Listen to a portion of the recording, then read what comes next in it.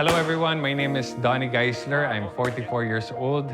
I was a former national team member in Taekwondo, two-time Olympian in Taekwondo, and I'm currently the head coach of the Donnie Geisler Taekwondo Training Center. Kyungnan! Doing sport is a very positive thing. Teaching young kids martial arts and taekwondo will really help a child become a better human being in society. There is no gold medal yet sa taekwondo sa Olympics. You want to achieve and get that gold medal for the country, so there's pressure there. In the years to come, I want to create future Olympians, and hopefully the future gold medalist will be my student. Now that I'm a teacher, I work almost 7 times a week. It complements me now because MX3 is like a protective gear for my heart. I really need it as part of my diet because I knew that it's high in antioxidants. So I needed that to protect my cardiovascular system. Especially if you're an athlete, you should have stamina. And of course, I had injuries in the past, and the anti-inflammatory properties helped me recover. At this point in time, you want God to be there for you all the time. And of course, we have to exude that character of being a good person. And there are times when you will ask for God's guidance and you will seek for, wishes from Him. Just keep on praying, and I'm sure Jesus Christ and God will give it to you.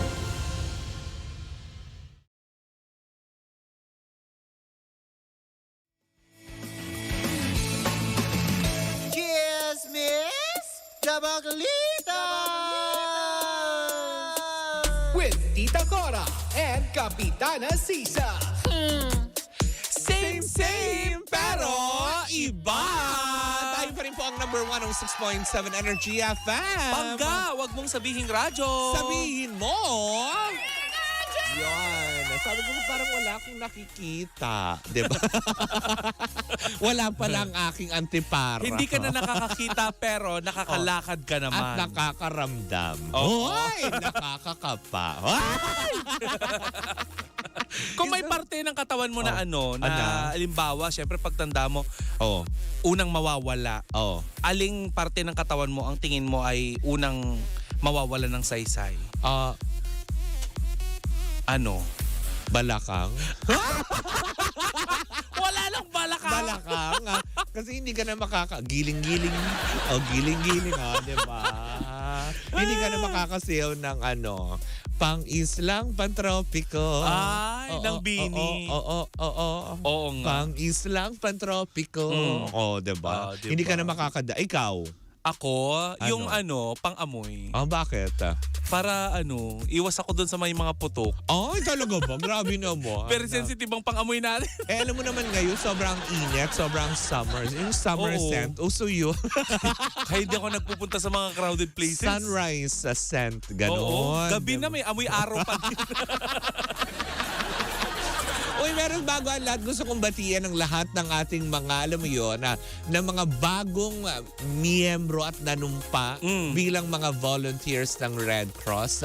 Ang mga youth, diba? Mga estudyante. Mga bata pa. Correct, diba? Sila yung mga nanumpa kahapon dyan sa Quezon City Memorial Circle. Ayan, hello po sa inyo. Of course, kasama po dyan si Attorney Richard Dick Gordon. Oh. Hi po, Chairman. Akala ko Richard Reynoso. Diba? Kasama natin yan. Iba naman yung mga naka-chika-chika ko kahapon. Sino mga naka-rubbing elbow mo doon? Sina Senator Bongo lang naman. At saka si Mayor Joy Belmonte. Wow. At ang kanyang father at talagang nga naman na nire-respeto ng buong Quezon City, si Honorable Sunny Belmonte. Bong. Uy, nandun din si Attorney Lorna Kapunan. Ay, nakita talaga? ko siya in person. Kumusta naman ang chikahan yung dalawa? Sabi niya, anong kaso mo? Charot! Akong bala sa'yo. Charla! Uy, huwag ka naghahamon. Ay! Parang gusto kong sabihin kay Attorney Lorna Kapunan kapon. Attorney, baka maloka ka sa mga kaso ko. Charot! Klaka. Charot lang. Char-char. Hello mo sa inyo, diba? Pero eto na, mas kakaloka ng lahat, Mare. Alin? Dahil habang alam mo yun, nagaganap kahapon ang, alam mo yun, Grand O-Taking Day. Hindi titigil ang mga chismosang kapitbahay. Anong nakarating At may sa'yo? nasaga pa kong chika. Anong nasaga kong chika? Akalain mo ba naman na may panibago na naman daw na programa ang ABS-CBN na na niluluto. O, diba? Ay, nakasalang na? Na kinakasa. Oh. Ay, ginaganon. Oo, ginaganon. Bang, bang. Ganon. Bang, bang. Ganon. Ba't ganun ang pagkasa mo? Siyempre, hawak mo yung dalawang baril. Bang, bang. Oh. Lito lapid. Diba? Yun na nga, kinakasa na nga daw Oh. ngayon. Under GMA7.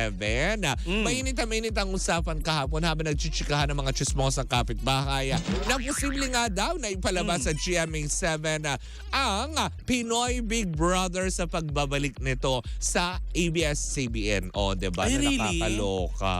Yan pa lang naman ay usap-usapan. Hindi pa rin naman natin siya kumaga kinukumpirma. Kumaga ito ay ating nauliligan. Na kasi sabi ng mga chismosang kapitbahay kasi meron daw pala na inaawit ang ABS-CBN na time slot sa GMA7 sa kanilang GMA Telebabad. As per my chika, parang yung third slot doon sa GMA Telebabad, Oh. parang hinihingi ng ABS-CBN na pwede ba daw ba silang makapag-provide ng content doon. Ay. Pero, Oh, ito ay daw ay tinanggihan ng GMA7. dahil? Abuso na kayo. Charot. Hindi. Walang gano'n. Oo. Hindi. Ay, mas malala yun dun sa 3 months. Hindi. Charot lang yun Yan, baka naman patrendingin nyo pa yan.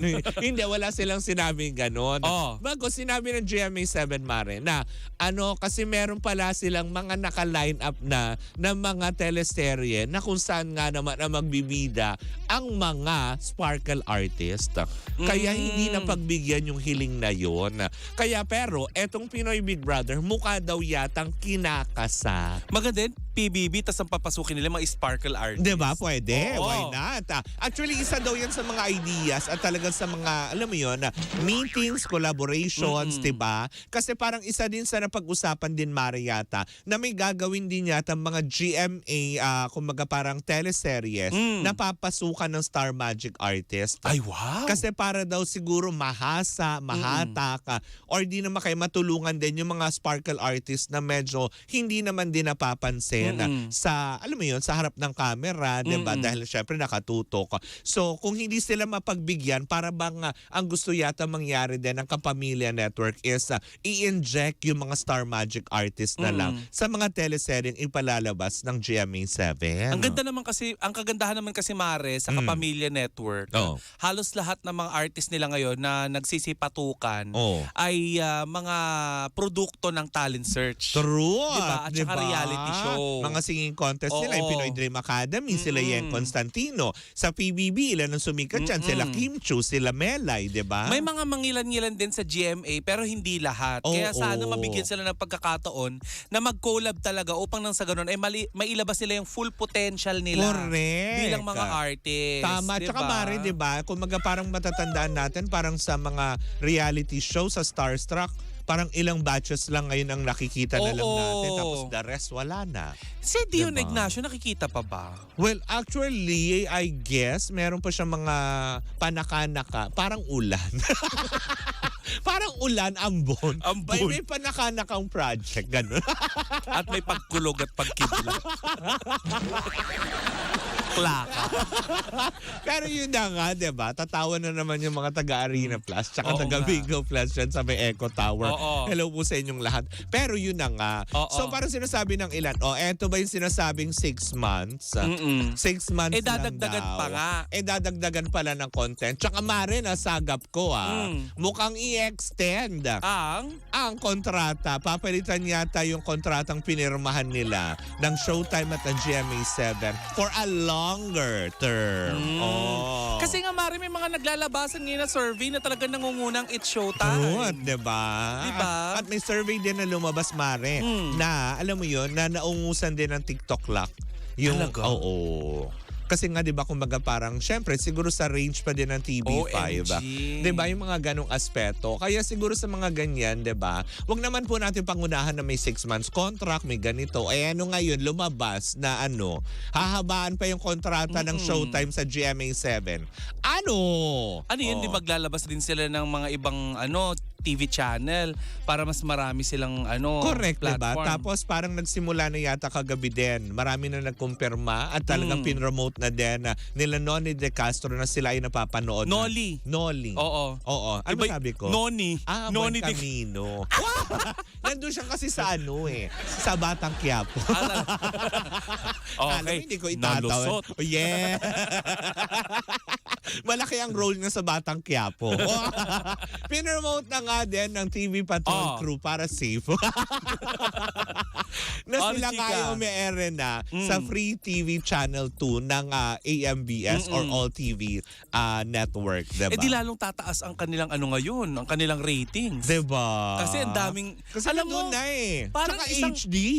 O, parang diba? sa tingin ko isang malaking blessing pa rin na nangyari na nawala ang prangkisa ng ABS-CBN. Kasi ngayon, sa pagiging content provider nila, mas nakikilala Mas sila. lumawak. At mas marami silang natutulungang tao na gusto magkatrabaho. Diba? Na tama, hindi naman sabi natin na tama lang na nangyari sa kanila. Kasi sino ba naman ang may gusto na mawalan talaga sila ng prangkisa? Pero, diba, ito na yung sinasabi na mas gumanda pala. Diba? Na parang sinabi nga nila, kapag may bagyo sa buhay mo, God is something creating for you na better pa. Correct. Eto yun. Which is nangyayari, diba? Na kaya, I'm so happy at maging masaya na lang din po tayo. Beautiful disaster, ika nga nila. Yun, perfect. Diba? Diba? Huwag naman po natin haluan at gawa ng intriga tapos, diba, porket ba na tipong hindi kayo napapansin, diba, sasabihan nyo may taning, ganito lang. Magsama-sama kayo ng mga source nyo. Charot. At saka ng mga artistang nagpaparinig sa mga lumipat. Oo. Di ba yung mga ganong aspeto? Sinagot tuloy ni ni... Sinagot ba ni Meme yun? Hindi. Ni Teddy Corpus. Ay, hindi naman kasi siya papansinin ni Meme. Hindi naman pinangalan ni Teddy Corpus pero parang siya yung... Diba? Patama din. Oo. Yung patama, sinagot ng patama din. Oo. Diba? Na kapag bitter tayo sa mga buhay natin, walang mangyayari, diba? Ang ikli na lang ng buhay. Ang init-init ang panahon. Lalo na kung thunders ka na. Diba? Dapat na... Hindi nga, Mare. Sa totoo lang, kapag mas nagkakaedad, dapat nagiging mas mabuting tao. Tama. Tsaka mas Kasi mas nagiging malapit matured. mas malapit ka na sa langit. Mas malapit ka na kay Lord. Oo. Diba? Kung Diba? magpa-finish line ka na. Ano yung marathon? Ano ba ito? Pero kasi ngayon, Mare, kahit na hindi ka pa may edad, maiksi na talaga ang buhay. Kaya Fun talagang, run pa lang laban. ano yung tinakbo nila? Karera. Sabihin na naman lang si Mimi, kabayo, kumakarera. Oo, diba? Mimi nga siya eh.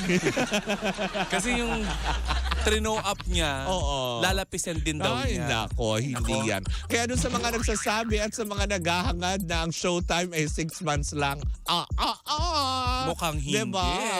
Sorry kayo na lang. Oo. Gawa kayo ibang issue. Diba? Matatawag ka na naman, troll. gawa na lang ibang issue, 'di ba? Baka sabihin na naman, ano na naman kaya ang sininghook ng dalawang to, lalo ng baklang kalbo. Wala. Hangin na masarap.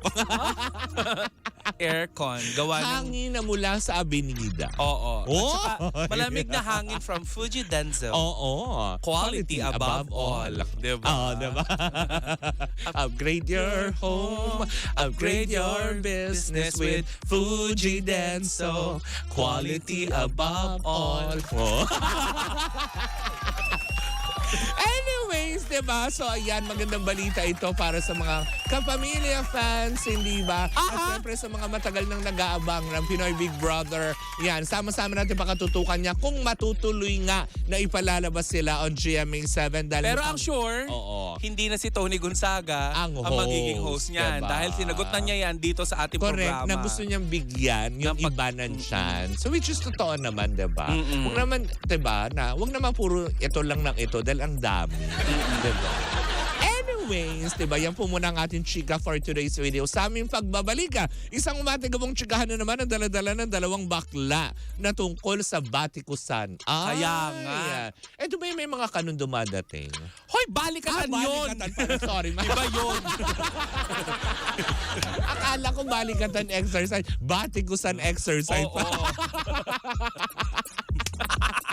Klaka. Anyway, tuloy mo ako si Kapitana Sisa. At ako naman yung Tita Cora. At bago tayo tuluyan magpaalam, nako, ihanda nyo na ang inyong mga tenga dahil sa aming pagbabalik, nako, lalabas na naman si Bingbing para umariba para sa kanyang mahiwagang numero. Hatid yan sa atin ang Bingo Plus! Bingo sa saya, plus sa panalo!